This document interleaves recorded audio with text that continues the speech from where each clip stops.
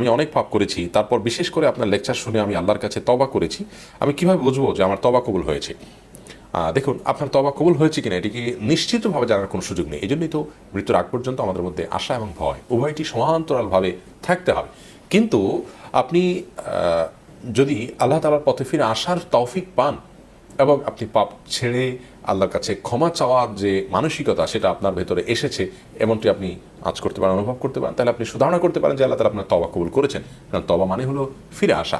আপনার এই ফিরে আসার তৌফিক হয়েছে, ফিরে আসার সুযোগ হয়েছে, আল্লাহ তৌফিক দিয়েছেন, সেখান থেকে আপনি সুধারণা করতে পারেন যে আল্লাহ তাআলা আপনার তওবা কবুল করেছেন।